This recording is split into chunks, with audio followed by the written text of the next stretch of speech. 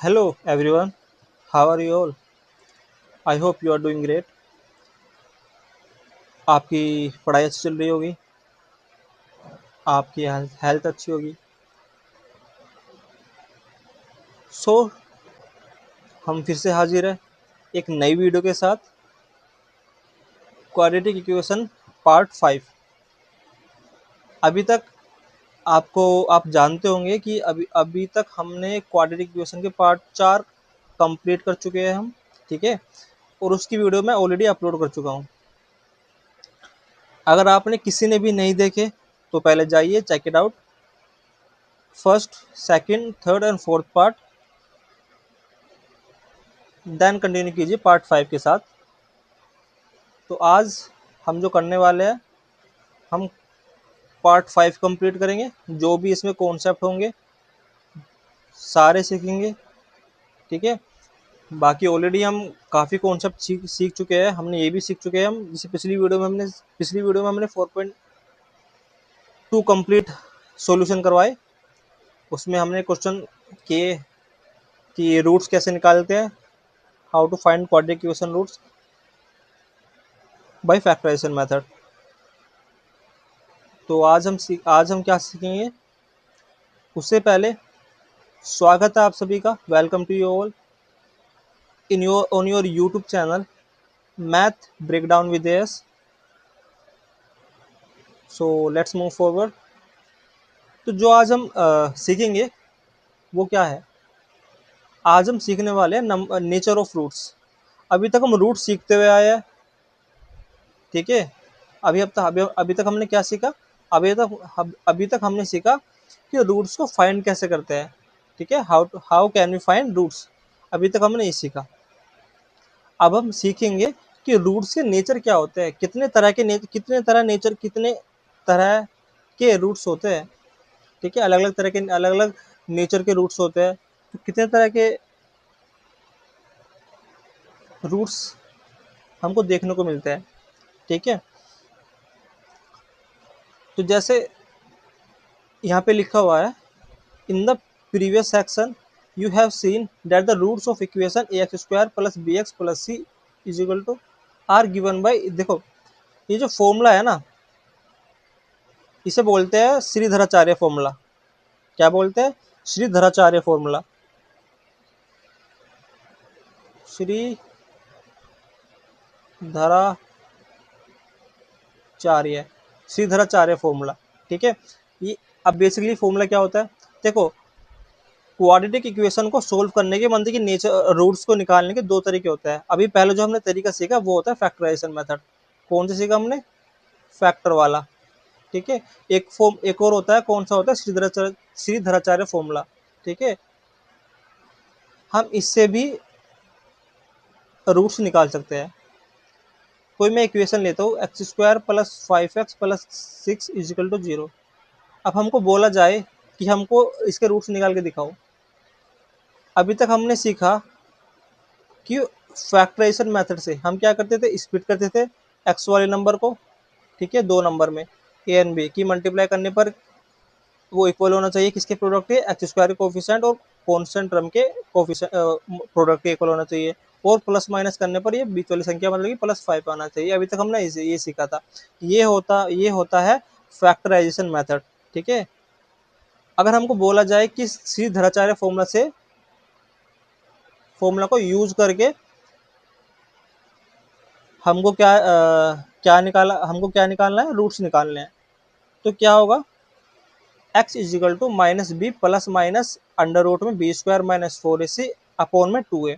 अब minus b, ठीक, minus b क्या होता था? बी होता था एक्स का कोफिशिएंट। भाई स्टैंडर्ड फॉर्म देखा जाए, ये होती है क्वाड्रेटिक इक्वेशन की स्टैंडर्ड फॉर्म। तो बी क्या आता है यहाँ पे? एक्स का कोफिशिएंट था। तो एक्स का कोफिशिएंट क्या पे 5 है, तो मैं बी की जगह 5 लिख सकता हूँ। अब प्लस माइनस आ जाएगा अंडर रूट में बी स्क्वायर मतलब कि 5 +5 था, +5 का स्क्वायर को 25 आएगा, -4 इंटू में, अब ए क्या है? एक ही कोफिशिएंट था एक्स स्क्वायर का। एक्स स्क्वायर कोफिशिएंट क्या है यहाँ पे? 1 है। इंटू में फिर सी यहाँ पे है। सी क्या है? कांस्टेंट टर्म क्या है? 6। ये लिख दिया हमने। अब नीचे क्या है 2 और एक कोफिशिएंट एक ए, फिर से लिखना ए क्या है एक्स स्क्वायर कोफिशिएंट, जहाँ की 1 है तो 2 का 2 रहेगा। अब इसको जरा सोल्व करो, आप सोल्व करके क्या क्या आता है -5 प्लस माइनस, जैसे आप अंदर को सोल्व करोगे 25 माइनस 4 6 जा 24 और 24 1 जा 24, तो 25 में से 24 माइनस करोगे तो √1 आएगा। √1 का मतलब होता है 1, अपॉन में 2 आ जाएगा। ठीक है, अब इस प्लस माइनस का मतलब क्या होता है, प्लस माइनस से एक बार इसको प्लस करो और एक तरफ इसको माइनस करो, इससे हमको 2 रूट मिलेंगे।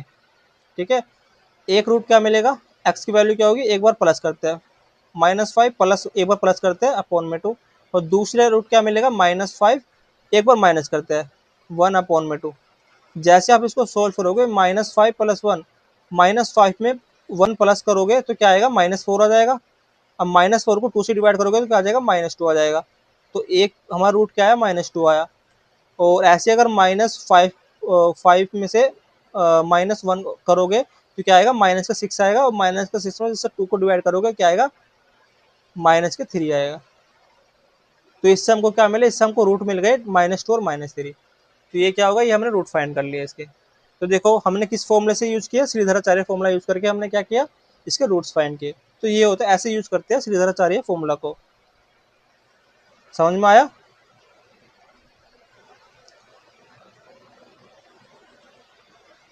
तो इसको भी हमने एक एग्जाम्पल के थ्रू हमने समझ लिया। अब देखो ये श्रीधराचार्य फॉर्मूला में अब जो खेल स्टार्ट होता है ना नेचर ऑफ रूट्स के बारे में, खेल स्टार्ट होता है इससे, जो ये रूट के अंडर रूट में लिखा हुआ है ना b² - 4ac, इसको हम क्या बोलते हैं, इसको बोला जाता है डिस्क्रिमिनेंट। ठीक है, इसको हम कैपिटल डी से शो करते हैं। तो b² - 4ac is called the discriminant of the quadratic equation. ठीक है, इसको यूज करके हम पता लगाएंगे कि रूट्स के नेचर क्या होंगे। अब आगे चलते हैं, क्या लिखा हुआ है, so a quadratic equation ax² + bx + c is equal to 0। तो एक क्वाड्रेटिक इक्वेशन कितने तरह के रूट्स होते हैं, 2 डिस्टिंक्ट रियल रूट्स। हमारे पास दो अलग रियल रूट आएंगे, डिस्टिंक्ट माने होता है अलग अलग, दो अलग रूट आएंगे। कब आएंगे, जब हमारा डिस्क्रिमिनेंट ग्रेटर देन होगा किससे, 0 से।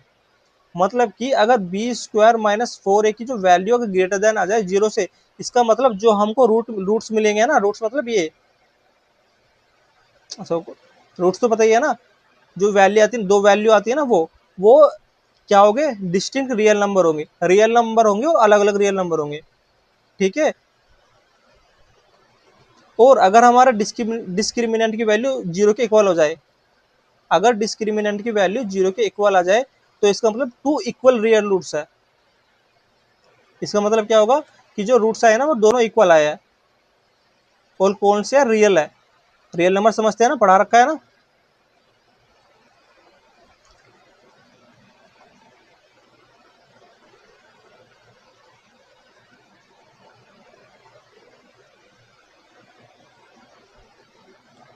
अब थर्ड देखो, no real roots, real roots हमको मिलेंगे ही नहीं जब अगर b² - 4ac लेस देन आ जाए किससे, 0 से, तो हमको नो रियल रूट मिलेंगे। क्या मतलब कि हमको रियल नंबर मिलेगा ही नहीं, रियल रूट्स मिलेगा ही नहीं, कोई इमेजिनरी नंबर होगा। ठीक है, तो क्या सीखा, ये होता है नेचर ऑफ रूट्स। तो किस तरह के नेचर होते हैं, पहला नेचर क्या होता है, 2 डिस्टिंक्ट रियल रूट्स। कब आएंगे, जब हमारा डिस्क्रिमिनेंट की वैल्यू ग्रेटर देन हो जाए 0 से। 2 इक्वल रियल रूट्स कब आएंगे, जब डिस्क्रिमिनेंट की वैल्यू 0 के इक्वल आ जाए। नो रियल रूट्स कब आएंगे, कि कोई रियल रूट्स मिलेगा ही नहीं, कब नहीं मिलेगा, जब डिस्क्रिमिनेंट की वैल्यू लेस देन हो जाए किससे, 0 से। गोट इट, आई होप आपको समझ में आया होगा। अब एग्जाम्पल नंबर 1 के थ्रू आप अच्छे से और समझ में आ जाएगा। पढ़ो क्या बोलता है example number 1, find the discriminant of the quadratic equation 2x² - 4ac + 3 is equal to 0 and hence find the nature of roots. क्या बोला है, हमको एक इक्वेशन दिया है, क्वाड्रेटिक इक्वेशन दी है 4x + 3, हमको क्या फाइंड करना, हमको डिस्क्रिमिनेंट फाइंड करना। डिस्क्रिमिनेंट क्या होता है, D is equal to b square minus 4ac, यही तो होता है। ठीक है, तो अगर हम इसको कंपेयर करें, जरा इसको कंपेयर करो, a square plus b x plus c से, ये क्या है, ये स्क्वायर, ये क्वाड्रेटिक इक्वेशन होती है, मतलब स्टैंडर्ड फॉर्म होती है क्वाड्रेटिक इक्वेशन की। अब देखो हमको क्या क्या करना है, हमको पहले डिस्क्रिमिनेंट की वैल्यू निकालनी है, फिर हमको पता लगाने हैं कि जो रूट्स की नेचर क्या है। ठीक है, वे डिस्टिंक्ट रियल रूट्स है या इक्वल रियल रूट्स है या फिर नो रियल रूट्स है, या नो रियल रूट्स को हम इमेजिनरी रूट्स भी बोलते हैं। तो डिस्क्रिमिनेंट की वैल्यू मैंने बताया, डिस्क्रिमिनेंट को किससे रिप्रेजेंट करते हैं, कैपिटल डी से। तो डिस्क्रिमिनेंट की वैल्यू क्या होती है, बी स्क्वायर माइनस 4ac। तो बी क्या है यहाँ पे, बी क्या, बी की वैल्यू है -4, तो -4 का स्क्वायर क्या हो जाएगा, सॉरी -4 का स्क्वायर लिखेंगे, -4 इंटू में ए क्या है हमारा, ए क्या है, एक्स स्क्वायर का कोफिशिएंट, एक्स स्क्वायर का कोफिशिएंट क्या है 2। ठीक है, अब आता है सी, सी क्या है, कांस्टेंट टर्म, कांस्टेंट टर्म क्या है हमारे पास 3। अब जरा इसको सोल्व करो, -4 का स्क्वायर क्या होता है 16, क्योंकि माइनस स्क्वायर है तो माइनस प्लस कोई फर्क नहीं पड़ता, हमेशा पॉजिटिव आंसर आता है। -4 टू जा 8, 8 3 जा 24, तो क्या वैल्यू आई, -8। तो -8 आ रहा है, इसका मतलब डी की वैल्यू क्या आ रही है, डी का मतलब क्या है, डिस्क्रिमिनेंट। डी की जगह हम ये भी लिख सकते हैं, बी स्क्वायर -4ac। ठीक है, अब डी की डिस्क्रिमिनेंट की क्या वैल्यू आ रही है, -8 आ रही है। -8 क्या होता है, ग्रेटर देन 0 होता है, लेस देन 0 होता है, ऑब्वियसली बात है, लेस देन 0 होता है। तो जरा एक बार पीछे मुड़ के देखें कि जब डिस्क्रिमिनेंट की वैल्यू लेस देन 0 आ जाए तो हमारे पास कौन से रूट्स आते हैं, नो रियल रूट्स आते हैं।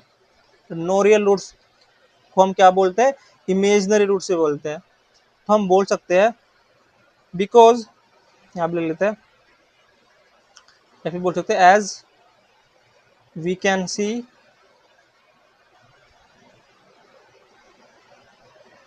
Value of discriminant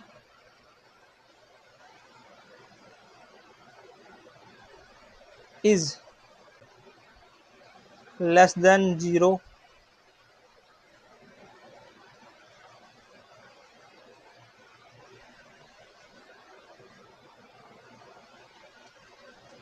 so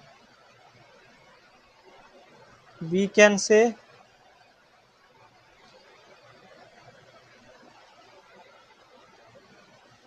this quadratic equation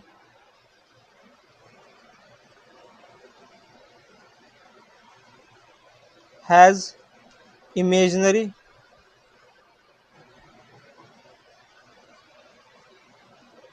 or no real roots।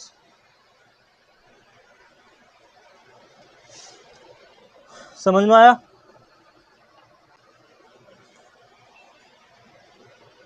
अब तो आपको समझ में आ गया ना कि कैसे हमको फाइंड करना होता है, कि कैसे हम पता लगाते हैं कि रूट्स कैसे है, इक्वल रियल रूट्स है या फिर टू इक्वल रियल रूट्स है, टू डिस्टिंक्ट रियल रूट्स है, या फिर नो रियल रूट्स है, या फिर इमेजिनरी रूट्स है। ठीक है, आगे बढ़ते हैं। एग्जाम्पल नंबर 2, देखो एग्जाम्पल नंबर 2 क्या बोलता है, ये बोलता है a pole has to be erected at a point on the boundary of a circular park of a diameter 13 meters in such a way that the differences of distances from the diametrically opposite fixed gates A and B on the boundary is 7 meters. Is it possible to do so? If yes, at what distance from the two gates should the pole be erected? Okay. तो बोला गया है कि भाई एक circular एक circular park है, तो जरा एक सर्कुलर पार्क बना लेते हैं।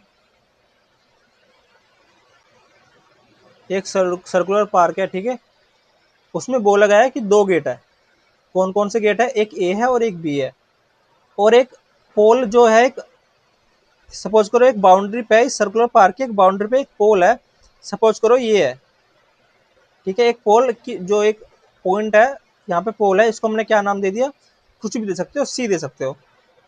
तो एक पोल है सी नाम का, ठीक है, उसमें 2 गेट है, और दो गेट क्या बोला गया है कि difference of its distance from the two diametrically opposite fixed gates A and B है। इसका मतलब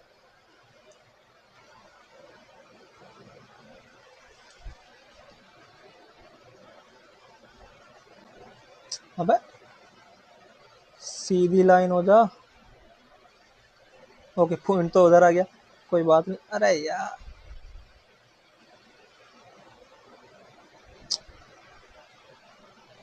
ओके, सपोज करो पॉइंट इधर है सी, ठीक है, इधर ना ये भूल जाओ उसको, ये हट में नहीं रहा। तो पॉइंट सी यहाँ पे है, तो क्या बोला गया है, और एक और डायमेट्रिकली ऑपोजिट है, मतलब कि एक अगर ए और बी होगा तो इसको मानेंगे हम ए,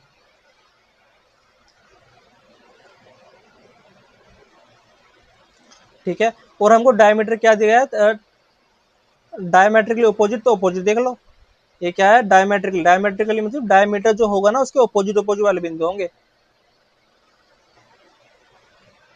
तो डायमेट्रिकली हमने ऑपोजिट कर दिया ए और बी को, ये सेंटर मान लो, ठीक है, ये हमने ऑपोजिट कर दिया। अब हमको क्या बोला गया है, distance for diametrically opposite fixed gate A and B on the boundary 7 metres, is it possible to do so, if yes at what distance from the two gates should be pole be erected, कि मतलब कि distance क्या होगा, मतलब कि अगर हम इस पॉइंट से बी गेट से पोल को इरेक्ट करें तो क्या डिस्टेंस तय करना पड़ेगा हमको, या फिर इस पॉइंट मतलब पोल वाले पॉइंट से गेट नंबर ए से इरेक्ट करे पोल को तो हमको क्या डिस्टेंस तय करना पड़ेगा, ठीक है। हमको ये डिस्टेंस तो पता है कि ये कितना है 13 है, और हमको क्या बोला गया है कि ये डायमेट्रिकली डिस्टेंस जो होगा वो कितना होगा 7 होगा, ठीक है। तो हम क्या करेंगे, लेट करेंगे भाई, अगर हम लेट करते हैं, let B C is X metre, क्या बोला, let B C is X metre, ठीक है। अगर ये एक्स होगा तो ये क्या होगा, हमको ये दिया होगा, हमको देखो ये तो हमने एक्स मान लिया। अब हमको क्या दिया गया है, हमको दिया गया है जो A B minus B C जो डिफरेंस है वो कितना मीटर है, गिवन ले सकते हो, गिवन कितना है 7 मीटर, ये तो बात ये तो दी गई है, ठीक है। हमने बी को क्या माना है, एक्स माना है, तो A B minus B C क्या है, एक्स माना है, तो बी सी क्या हो जाएगी, एक्स लिख देंगे यहाँ पे 7 मीटर, तो ए बी कितना हो जाएगा, ए बी हो जाएगा 7 + एक्स, राइट।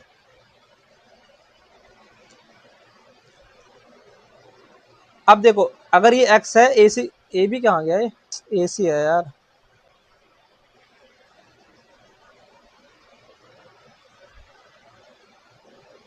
ठीक है।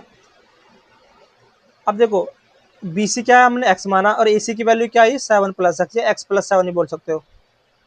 तो ये क्या है भाई, देखो ये क्या, ये होगी हाइपोटेनियस, ये परपेंडिकुलर हो गया, तो ये बेसिकली क्या बन गया, ये राइट एंगल ट्राइंगल बन गया। तो बोल सकते हो however a triangle A B C is a right angle triangle. तो हम पाइथागोरस थ्योरम लगा सकते हैं। अब पाइथागोरस थ्योरम क्या बोलती है, आगे चलते हैं। तो थ्योरम बोलती है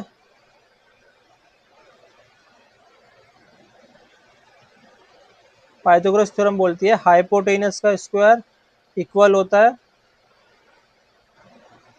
परपेंडिकुलर के स्क्वायर के प्लस बीसी के स्क्वायर बेस के स्क्वायर के, ठीक है। तो हाइपोटेनस क्या है, ए बी है हमारी हाइपोटेनस, ए बी का square is equal to B के परपेंडिकुलर क्या हमारा बी सी स्क्वायर प्लस और बेस क्या हमारा ए सी का स्क्वायर। तो देखो हमको हाइपोटेनस की ए बी की वैल्यू दे रखी है कितनी 13 है, तो 13 का स्क्वायर करेंगे तो 139 हो जाएगा।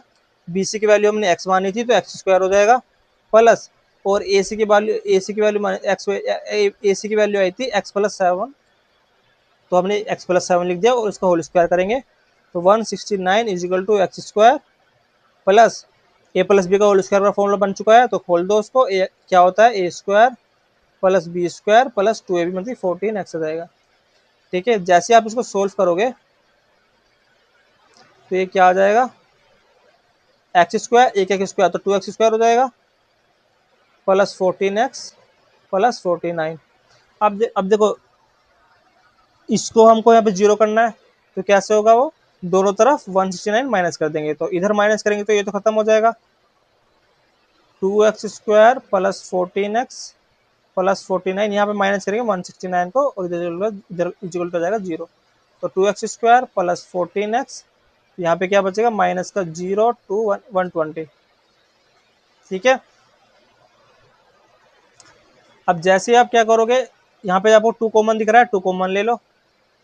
2 कॉमन ले लिया तो अंदर क्या बचेगा, X square plus 7x minus 60 is equal to 0। अब 2 को गायब करना है, यहाँ से 2 गायब क्या होगा, दोनों तरफ 2 से डिवाइड कर दो। 2 से डिवाइड करोगे तो यहाँ का 2 खत्म हो जाएगा और यहाँ का 2 जीरो हो जाएगा। तो X square plus 7x minus 60 is equal to 0। तो हमारे पास एक क्वाड्रेटिक इक्वेशन आ गई। अब क्या करना हमको, अब हम पहले इसके नेचर ऑफ रूट्स कर लेते हैं, इसके रूट्स के नेचर फाइंड कर लेते हैं। तो क्या होगा, बी स्क्वायर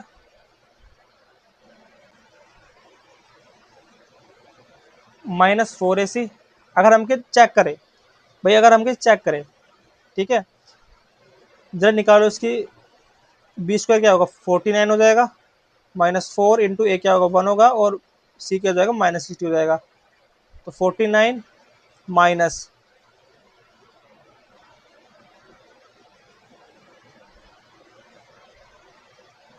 माइनस माइनस देखो प्लस हो जाएगा और मल्टीप्लाई करोगे कितना जाएगा 240 आ जाएगा और क्या हो जाएगा 9 8 और 2 289। इसका मतलब हमारी जो वैल्यू आ रही है ना, डिस्क्रिमिनेंट की वैल्यू आ रही है, डिस्क्रिमिनेंट की वैल्यू आ रही है वो ग्रेटर देन क्या आ रही है, ग्रेटर देन 0 आ रही है। इसका मतलब जो हमारे पास रूट्स आएंगे ना वो क्या आएंगे, वो distinct two distinct real roots आएंगे। ठीक है, अब क्या करेंगे, अब इसके क्या करेंगे, रूट्स भी फाइंड कर ही लेते हैं, लेकिन किस फॉर्मूले से, श्रीधराचार्य फॉर्मूले से फाइंड करेंगे। ठीक है, तो सर अगर श्रीधराचार्य फॉर्मूला लगाओगे आप यहाँ पे तो क्या होता है, श्रीधराचार्य फॉर्मूला लगाओगे वो क्या होता है, minus B plus minus under root में बी के स्क्वायर माइनस 4ac अपॉन में 2a। ठीक है, अब 1 मिनट रुकना जरा मुझको,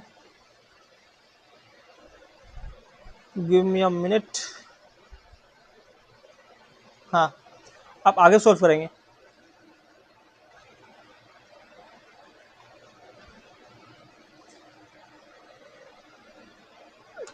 minus B minus B minus B, हमारा बी क्या था, हमारा बी देखो इधर है, ये हमारी इक्वेशन है, बी क्या है +7, तो -7 आ जाएगा प्लस माइनस बी क्या 7 था तो 49 हो जाएगा, -4 इंटू ए क्या था 1 इंटू बी क्या था हमारा -60 था, या फिर हमने निकाली रखी बी स्क्वायर माइनस 4 इसकी वैल्यू क्या निकाली 289 निकाल रखी, तो ये तो हम सीधा 289 लिख देंगे, 289 लिख देंगे और 2 आ जाएगा नीचे। तो -7 प्लस माइनस 289 किसका स्क्वायर होता है, 7 का स्क्वायर होता है। अंडर 289 का अंडर रूट क्या होता है 17 होता है, 2 आ जाएगा। देखो यहाँ पे भी दो वैल्यू मिलेगी हमको, -7 एक बार प्लस करते हैं और एक बार माइनस कर लेते हैं। जैसे प्लस करोगे -7 में प्लस करोगे +7 को कितना आ जाएगा, प्लस का 10 आ जाएगा और 2 आ जाएगा। यहाँ पे क्या करेंगे, माइनस का 24 हो जाएगा, 2 आ जाएगा। जैसे आप करोगे एक वैल्यू मिलेगी 5, एक वैल्यू मिलेगी आपको 12, तो x की वैल्यू दो मिली हमको, एक 5 और एक -12। ठीक है, अब कौन सी वैल्यू ले, तो कभी क्या ये जो साइड होगी क्या ये कभी माइनस में हो सकती है, नहीं हो सकती ना कभी साइड, तो x की वैल्यू हम माइनस में ले ही नहीं सकते, नेगेटिव ले नहीं सकते, तो क्या होगा, यहाँ लिख भी लेना,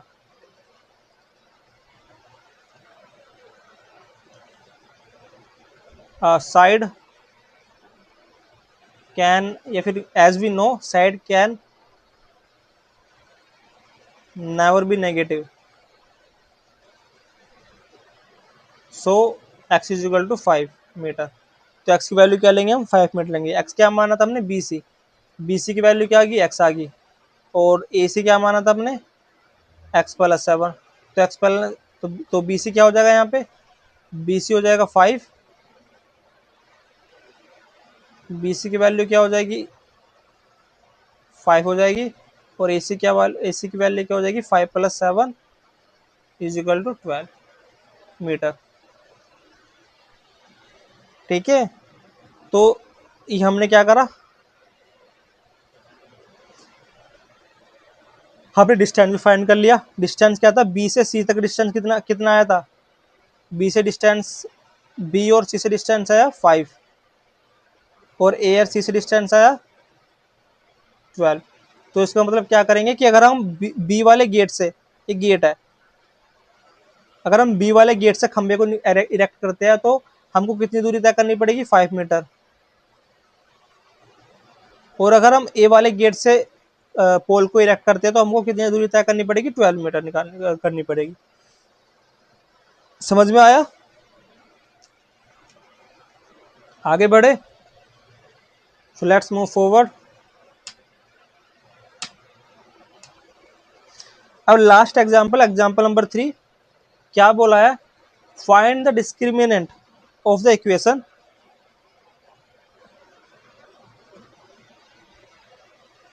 and hence find the nature of its roots, find them if they are real। Okay,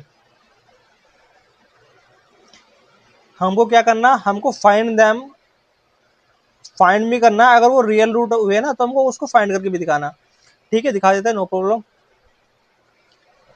3x² - 2x + 1/3 = 0। ठीक है, मैंने क्या बोला था,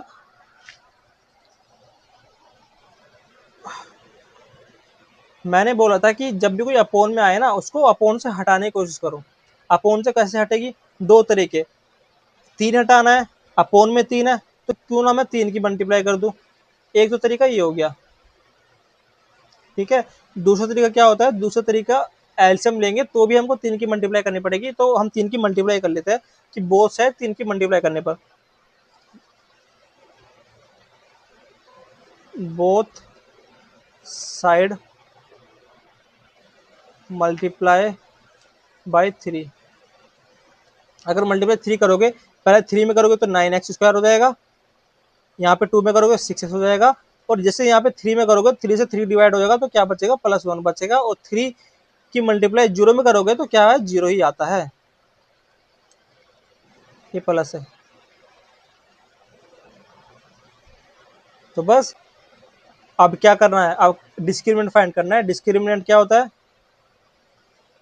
b² - 4ac, तो फाइंड करो।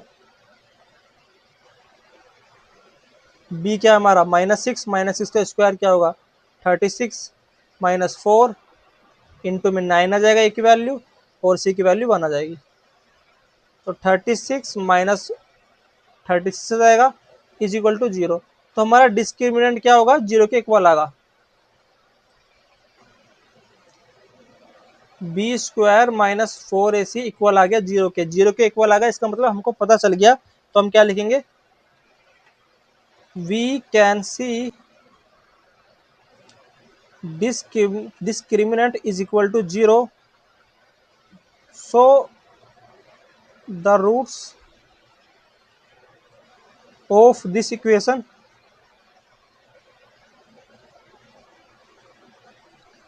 are equal real roots, to equal real roots। ठीक है, तो रियल रूट्स आ गए, अब हमको फाइंड भी कर दो, हमको फाइंड करने को बोला है, फाइंड क्या करना है, सीधाचार्य फॉर्मूला से फाइंड कर दो। सीधाचार्य फॉर्म क्या होता है, श्रीधराचार्य फॉर्मूला लिख दो, x = -b ± √4 b² - 4ac upon में 2a। अब b की वैल्यू क्या है, देखो हमारी इक्वेशन क्या थी, -6 है। अब देखो माइनस माइनस तो हमारा लगेगा, और बी की वैल्यू भी -6 है, तो माइनस माइनस ऑलरेडी प्लस हो ही जाएगा, तो 6 लिख दूं मैं डायरेक्ट। ठीक है, प्लस माइनस बी स्क्वायर, हमारे डिस्क्रिमिनेंट की वैल्यू क्या निकाली थी हमने, 0 निकाली थी, तो अंडर रूट 0 का 0 ही होता है। और 2a की वैल्यू 9 है, तो 2 9 जा, ठीक है, 18 हो गया। तो दो वैल्यू है हमारे पास, एक बार 6 में 0 करेंगे तो भी 0 आएगा, तो भी 6 आएगा, और 6 से 0 माइनस करेंगे तो भी 6 आएगा। तो 6/18 पहला रूट आएगा और 6/18 दूसरा रूट ही आएगा। तो अगर डी से डिवाइड भी करोगे तो हमको क्या मिलेगा, हमको दो रूट मिलेगी, एक्स वैल्यू दो मिलेगी, कौन सी, 1 and 3, और दूसरी भी 1 and 3। तो क्या आया देखो, रियल रूट भी है और इक्वल भी है। तो हमने देखा था ना, जब भी डिस्क्रिमिनेंट 0 के इक्वल आ जाए तो रियल रूट भी होंगे, और रियल रूट की जगह और क्या होंगे, इक्वल भी होंगे। तो देखो रियल रूट भी है और इक्वल भी आया है, 1/3 और 1/3। ठीक है, तो ये क्या हो गया, ये हमने इसके रूट्स भी निकाल दिए। तो समझ में आया कि कब रियल रूट्स होंगे, कब टू डिस्टिंक्ट रियल रूट्स होंगे, कब टू रियल रूट्स होंगे, टू इक्वल रियल रूट्स होंगे, और कब नो रियल रूट्स होंगे। नो रियल रूट्स को हम इमेजिनरी रूट्स भी बोलते हैं। ठीक है,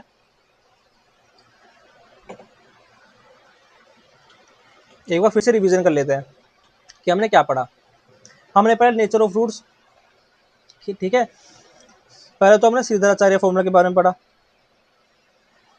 फिर हमने बोला कि इसको हम क्या बोलते हैं, इसको बोलते हैं डिस्क्रिमिनेंट। डिस्क्रिमिनेंट को हम कैसे रिप्रेजेंट करते हैं, हम कैपिटल डी से रिप्रेजेंट करते हैं, और क्या होता है, b² - 4ac होता है डिस्क्रिमिनेंट। और डिस्क्रिमिनेंट जब ग्रेटर देन 0 हो जाए तो कैसे रूट्स मिलेंगे हमको, टू डिस्टिंक्ट रियल रूट्स, अलग अलग होंगे लेकिन रियल रूट्स होंगे। जब डिस्क्रिमिनेंट इक्वल टू 0 हो जाए तो रियल रूट्स तो होंगे ही और इक्वल भी होंगे। और जब डिस्क्रिमिनेंट लेस देन 0 हो जाए तो क्या हो जाएगा, नो रियल रूट्स होंगे। ठीक है, रियल रूट्स होंगे ही नहीं, और इसको इमेजिनरी रूट्स भी बोलते हैं। फिर हमने एग्जांपल देखा कि कैसे फाइंड करते हैं, फिर हम दूसरा एग्जांपल, फिर हमने थर्ड एग्जांपल। ठीक है, आई होप ये वीडियो अच्छी लगेगी आपको, समझ में भी आया होगा। तो इस वीडियो को यहीं पे हम वाइंड अप करते हैं। अच्छे से देखना, लाइक करना, और चैनल को सब्सक्राइब कर देना।